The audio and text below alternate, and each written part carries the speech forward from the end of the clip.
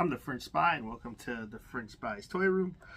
Today I will be doing an unboxing of something I got a couple months back. It's 2025, summertime right now.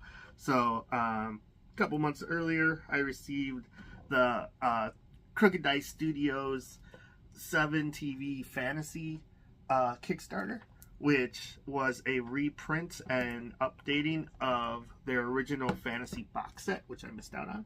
So I was happy to pick these up because they have incredible art, as you can see here, and I really like the game. The 7 TV game I've been playing when I get a free moment to run a game here or there, and I love it. I got the 80s set and the pulp set and the re-release core set, and yeah, whatever genre I feel like playing in, I mess around with. I think the last one I ran like a cyberpunk, like Bubblegum Crisis versus Blade Runner style of game, and it was pretty awesome.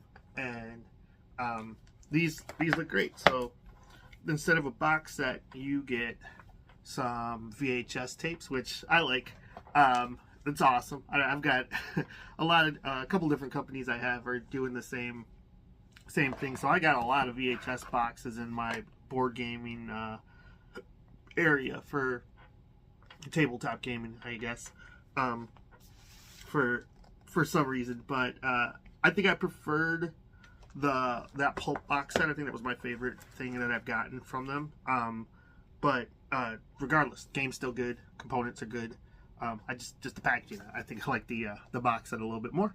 But yeah, this cover is great. It just screams Dungeons and Dragons. It's supposed to be like fantasy movies. I'm guessing it's tapping into more the classic 80s fantasy. Just from what I see, the VHS box, and then on the back here. So let's take a look at the rule book first, and we'll go from there. So yeah, play and record, unearth your father's ancient blade and dust off that magic ring. Embark on a quest to your local video store and prepare to enter a world of might and magic and action. Play tabletop skirmishers inspired by your favorite fantasy films and television shows.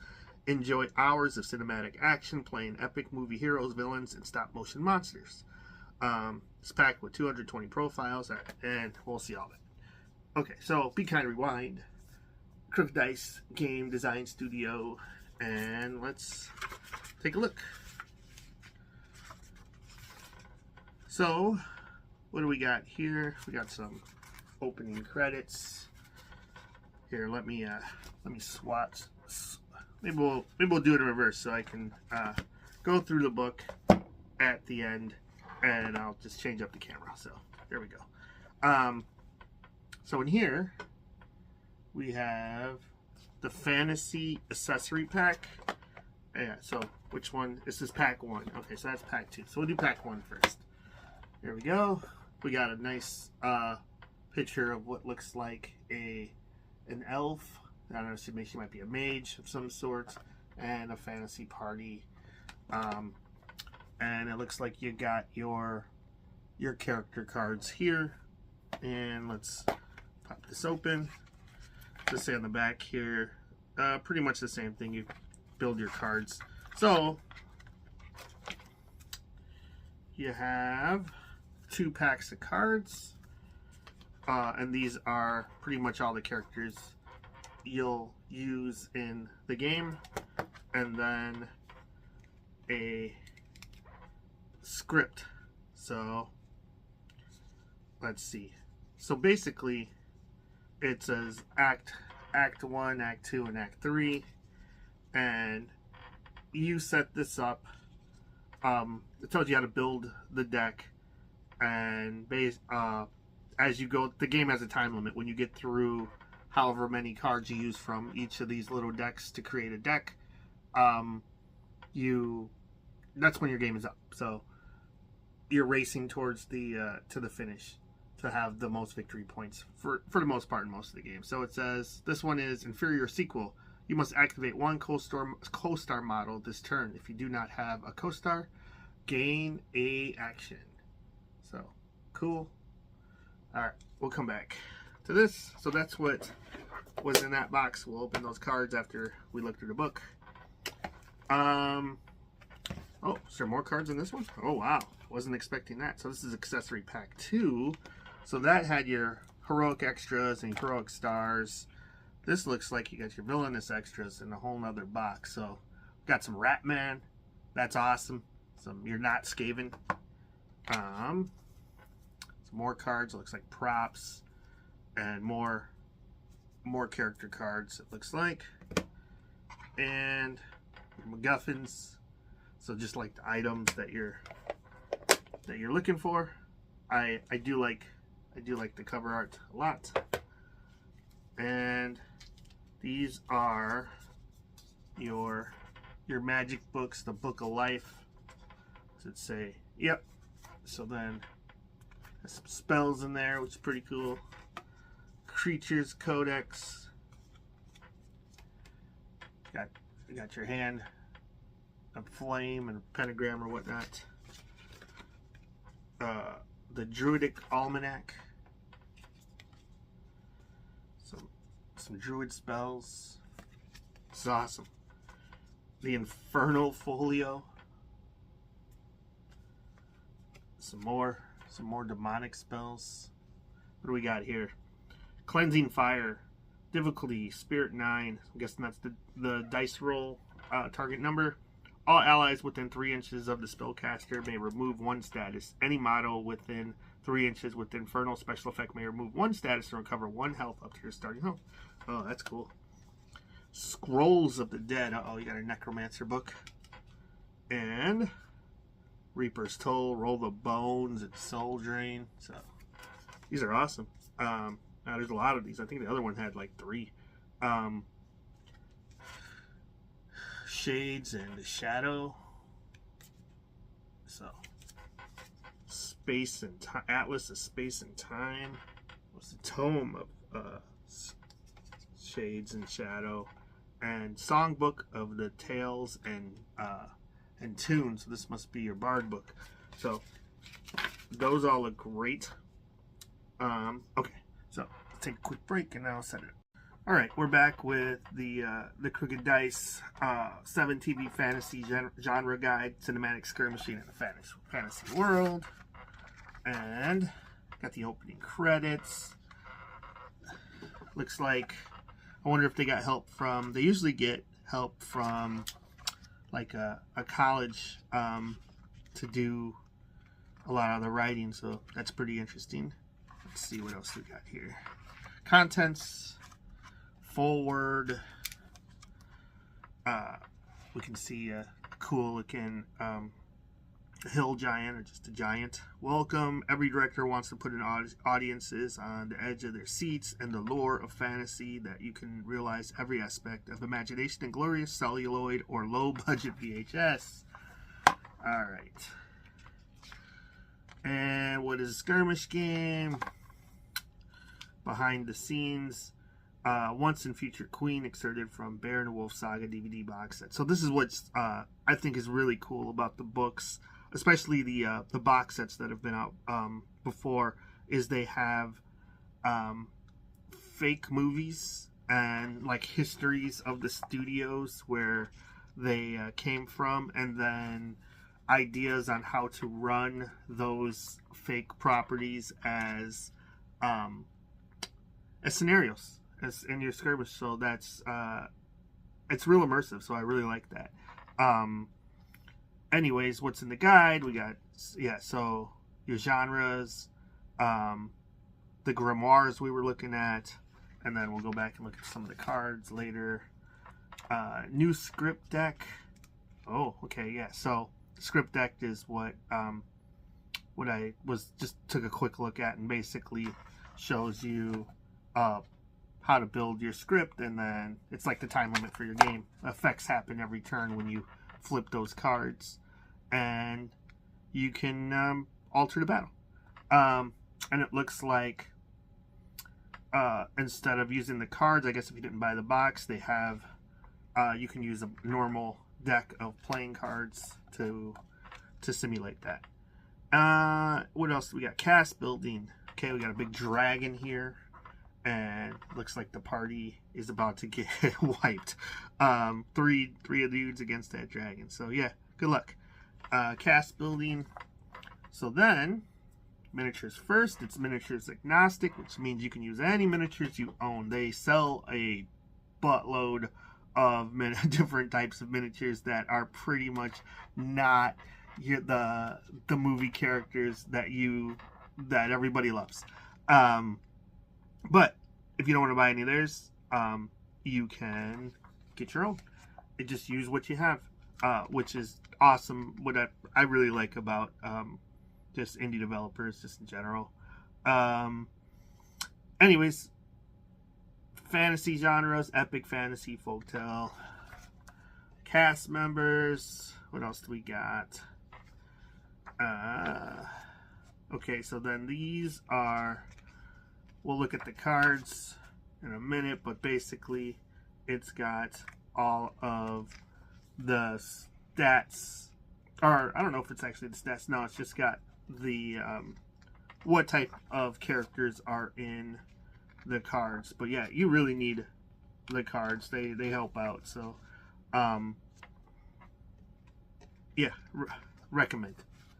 Anyways, then what else we got here? The episode. So here's where they give you different scenarios. Curse of the Cannibal, the Gorgon, the Great Maze, the Monkey King, Orsa the Avenger, the Prophecy, Shield Spire, Sinbad and the Lost Treasures of Atlantis, Treasure Trap, and the White Princess. That's interesting because Orsa the Avenger has some an expansion box on her own. I think a couple of them, and so there's a whole Sinbad. It's like 7 Sea Voyage, I want to say, was one of the older box sets or expansions they put out. So that's cool that they touch upon them in here. Curse of the Cannibal. So then let's take a quick look at what it says in here. The action-packed adventure follows a brave band of Norse warriors as they face down Carnon, a warlord known to cannibalize his victims to maintain immortality. The kingdom in peril and the warlord's minions massing for a final assault. The band must take down the ancient evil before all is lost. The curse devours all. To break it, if they risk everything. Production notes: shot on location. You see, they give you a fake background for the movie that you're about to play, which is awesome. Awe-inspiring vistas of Norway. Curse the Cannibal was one of several high-budget productions to be released in Minerva in the 80s.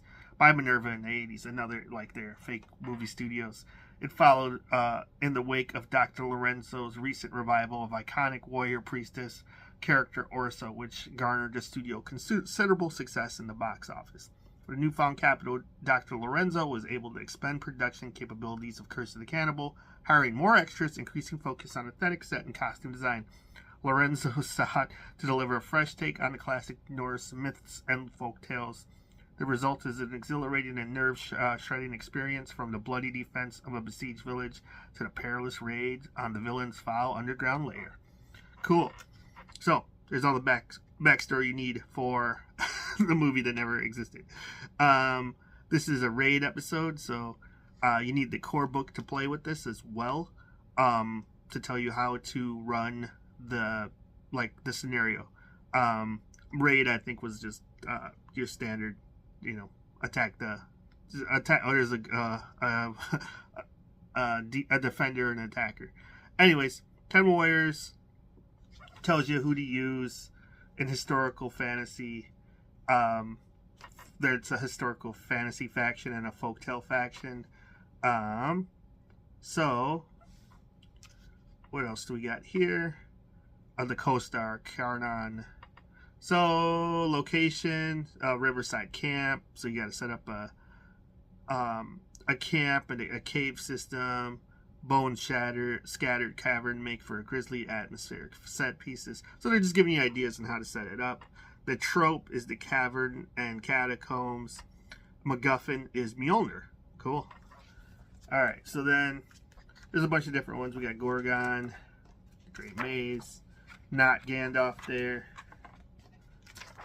and Monkey King. Here, let's see. Oh, I do want to see the Ursa one. Ursa, looks like you got some snake people here. That's cool. And let's move on. Okay, narrative episodes. So the narrative episodes are these. I think when you string more than one adventure together to create like a campaign, and it gives you some what do you call it? Examples. Teeth of the Hydra. That's cool. I don't think I've ever seen that at Hydra before. We got a skeleton, and so this is telling you the type of characters you could use, and oh yeah, it's got the location, special rules. So yeah, that's what I'm saying. Depending on the scenario you play, there might be something different or special just to that. So the Hydra Teeth. The objective token represents Hydra Teeth that can be used to resurrect the dead. At any point during the villain's turn, they may return any removed skeletons to play on one of the objective tokens for 2 actions. The hero may remove an objective token when they are in base contact by using the special action and passing a fight statistic test. There are no more tokens removed. Okay, so Raven's Revenge. So that's cool. Looks like a whole castle encampment setup. And tropes. What else do we got? Oh, Not a Beholder, I'm sure. And Death from Above, epic fantasy trope. Cameo deck. Cameo deck's pretty cool. Whenever you use some of the character cards and create a small deck, and they can randomly come into the game at certain points, kind of like Frostgrave, stuff just wandering in, or it might be activated by a certain point in the story. So awesome. Anyways, Dungeon Dangers, pen and paper fantasy trope. Oh, so you really get your D&D simulator here. It's awesome. They got some of these miniatures were from Other World Miniatures, which is now has gone under, and some of my favorites is the Link Boy right there. They're just great looking old school miniatures, and what I like to use for the most part for my D&D adventures. So Other World's great. Expensive, especially now they're gone, but they've taken the baton or bought out the molds and are redoing some of the classics, so that's awesome. Storms of Chaos. What is this?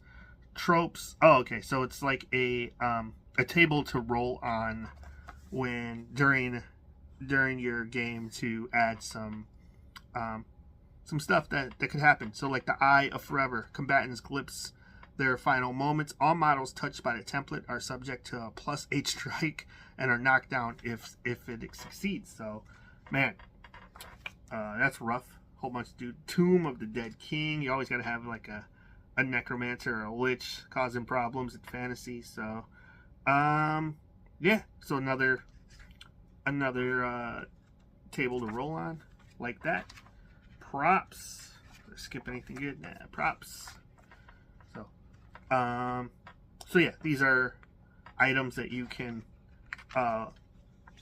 add to your character when you're creating your team or your band, and they will give your character extra abilities and options. Usually they're kind of expensive to play, so like this one, Bottled Lightning, it costs 3 actions, which is no joke. Like, you have a pool of actions depending on your warband, and each one will give you a certain number of action points to use for your turn, and you can use those action points however you want. So this greedy dude will be using 3 of your team's pool to use this one ability. And Beam, all models touched by the template receive the stun status. So it seems like you're just gonna use the Beam template, which I want to say it looks I think it's like a 6 or an 8-inch straight line, and everybody that gets hit by it is going to get stunned. But it's a good ability, and it may be clutch, especially late in the game. If you got some guys lined up, you can stun them all at the same time. But 3 actions, that's, like I said, no joke. That is a expensive ability. Oh, we got not what's her name? Shelob attacking a character here. And MacGuffins. It's like more powerful versions most of the time of the props, and they usually are hidden on the table somewhere and give you something to grab. Sometimes give you more victory points for having them. Anyways, the grimoires, which we looked at, which are just basically spells. Have to see how they integrate. Central casting, and this is gonna teach you how to build a team, which you usually just have the one heroic star and then a co-star and then some extras, and you know, you build your team around your biggest guy normally. And so Divine Mortal, and he's got all of his abilities on the front of the card here, and then on the back it'll have all of the explanation of the abilities that he has, which is awesome. I love that with my skirmish games. So war games in general, I like cards. One less thing to bookkeep, so that's awesome. But yeah, I guess you don't need the cards if you got the book, because it looks like they got all of the I got Elric, the tragic hero. That's cool. This guy from Kroll. That's awesome. Valiant Royal. Anyways, you have the Balrog, the Dark One. Yeah, I don't know who they are. Demonic Fiend and the Dark One. you take your guess. But anyways, there is not just heroic stars, there's villainous stars. So it's, you know, it's good. It's whatever faction you want, good guy versus bad guy. But you're making a movie, you know, got to give people what you want. And another interesting thing about what do you call it, the 7 TV is, like, you could play competitive, but I think it's just supposed to be played like as a shared experience where you're telling a good story, just you know, whatever is adding to the drama. Yeah, you know, sure, you want to win, but but I want to say I think it's a narrative driven game, that more so than a competitive game, and just telling a good story is more important, and, you know, fun. I want to say they sell little miniatures that are like the what are they called? Like directors, just so you can set on the table, just, you know, like to remind you that you're playing in this meta game of a fantasy adventure within a movie on your tabletop, which is cool. All right, so lots of, let's skip ahead. This is a lot of the characters, which are the cards that I'll open and look at a couple as well. Yeah, so it looks like I got them all in here, so that's cool. And does this take us to the end of the book? It looks like it. So thanks to the backers, and an index. Yes, love that. Love to see it. Anyways, all right. So then let's go ahead and take a look at a couple of cards from each of these, and then I also have a couple of miniatures, but, you know, we'll take a look and see what's in here. So, the Blessed Champion, which I think is supposed to be Excalibur.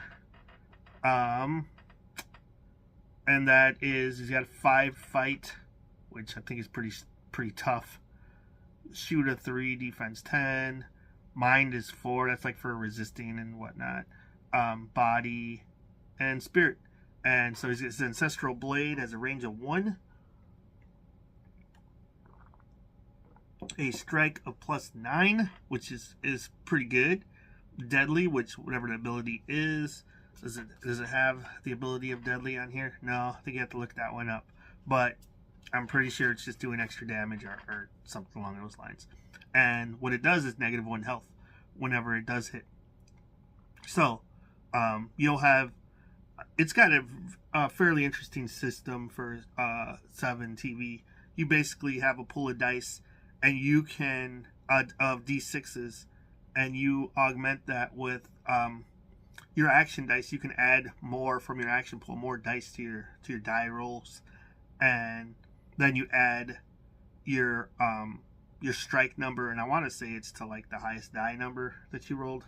It's been a little while, but it's D6s, and yeah, I want to say it's like your 4 up is what you're looking for, and on the extra dice you rolls, they can add +1 modifiers to your roll. So you're basically taking, like whatever your highest die is, and then you might be able to add some bonuses to it, and then adding that to your strike, and going against their defense skill, and the opponent can do the same on their defense roll. And yeah, so got a barbarian, a callow youth, a daring dungeoneer, a dashing rogue, a divine mortal. Let's look at the Grand Magus, because there's a whole bunch of those spell books, so I'm sure this is a good one to look at. Fight 5, so he's also strong. Shoot 4, defense 10, mind 5. So 5 looks like the top stat you're getting here. Body 3 and spirit 5. So this dude is just a beast, absolute beast. 12 points to add him to your team. Flaming sword, ironwood staff. They both do -1 health. The sword sets you on fire. The staff knocks you down, so no good either way. Arcane bolt is 12-inch range, -1 health and stunned. Man, he is a beast.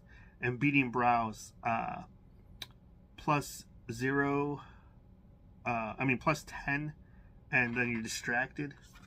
And then on the back is a magic user. So the model is so for 3, and it has a magic pool of 3d6, and may choose any spell from the. Oh, so he gets a whole litany of spells: Atlas of Space and Time, Conjurer's Codex, and the Tome of Shades and Shadows.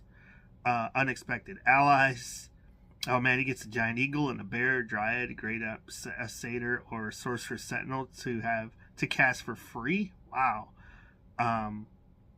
It's just a single one of those, but for free. That could be huge. A dream to some. You may add 6 inches, may add a free stretch die, and when making any mind, body, or spirit statistics. Okay. Monster Hunter. Ooh, there's got the Elric figure. That's cool. So, oh, and now we got to the villainous stars. So we got an evil king, an ambitious usurper, and basically, what else is he? He's got poison chalice, honeyed words, and a rapier. Cool. Damned diabolist, dark one, demonic fiend, dread avatar, malevolent sorcerer, tyrannical monarch. So lots of sorcerers and evil like kings, necromancers, wicked regents, wolfish warlord. All right, so that guy's a little different. And then co-stars. So these are like your secondary figures. You can have a couple of these. They cost, like, normally the stars are like between 10 and 12 points. These guys, they range a little bit cheaper, from 6 to 7. I want to say there was an 8 I've seen before, but whatever. Greedy governor, trusted companion, loyal brute. I've seen some of these in the core starter book and cards, I want to say already, but they have the different faction abilities at the bottom. So that's basically when you're building a team, this lets you know what factions that they're used in. So you get, you make sure that all your extras and stars are part of the same faction. And Acolyte. Okay, yeah, here we go. Some neutral extras. We got some PUDs here. Adventurer, Air Elemental, Archer, Astrologer. So there's so many. You got a Bear, Beastkeeper. That's cool. And a Big Bad Wolf. A Big Cat. Oh, man. Not Battle Cat here. Cringer. Okay. A lot of cards there. You get the gist of it. I just open one more of these just so you can take a quick look as to what type of cards are in here. So the yellow, I want to say, are your... I was going to say I thought they were your neutral ones, but this one says it's villainous extra. So, okay, yeah, and neutral extra. So weird. Okay. Yeah, villain. So we got a Ratman. What does a Ratman do? Rusty Blade, Tooth and Claw, Fetid Grenade. So, oh man, he's throwing some nasty grenades at you, huh? Gross. Strength in Numbers. The model can count as if their fight strike roll as +1 if the enemy target is in base contact with an ally with special effect. Espionage. It's another thing with the extras. You can, I want to say, you can buy more than one. Yeah, it costs 2 or 5 for 3. So you get you can save a point, save a buck if you instead of paying 2 for each for 3. Instead of being 6, it could be 5. So that's cool. Red Cap. Okay, that's awesome. What else we got? Ruffian. Look, Skeleton Champion. Soldier at Arms. Spy. A Squire. Swashbuckler. Ooh, and a Titan. Let's look at the Titan. Titan costs 10, man. He's no joke for an extra. Fight 5, defense 10. So yeah. Godlike Grip. SWAT, Ray of Light. Alright. He's got what? 5 health pips at the bottom. While all the other extras have 1. And got a Treant next to Immortal. So Immortal, we'll look at this 1 power. Whenever this model is the target of a successful strike or spell, roll a d6. On a 4+, the effects of the strike or spell are ignored. Oh my god, he's just got an immunity roll. An armor save, that's crazy. 4 up anytime he's going to take damage. He's just like, nah, I'm good. Anyways, I think you get the gist of what's in the box. There's more character cards. A whole nother brick. It's a lot. It's at over like 220 or something. But yeah. So if you are interested in playing 7TV, just go over to Crooked Dice Studios website and order yourself whatever version of the game you would like. They got the core, which covers pretty much all of them. And has a smattering of everything in it, or fantasy. They had an Armageddon set. I don't think it's in print still, but I'm sure they're going to redo it. And there's a spy set, which I don't think has been redone. That was the original one. And what is the other? It's Fantasy, Apocalypse, and Pulp. And the Pulp, I want to say, is probably still floating around. If you look hard enough, you might be able to find a box out of that. Because I did. These were the miniatures that were part of the Kickstarter. So looks like the King Arthur looking miniature. Everyone's favorite Cimmerian Barbarian, Conan, or just generic Barbarian. You can do your favorite Clash of the Titans style hero. I don't remember which one this is off the top of my head.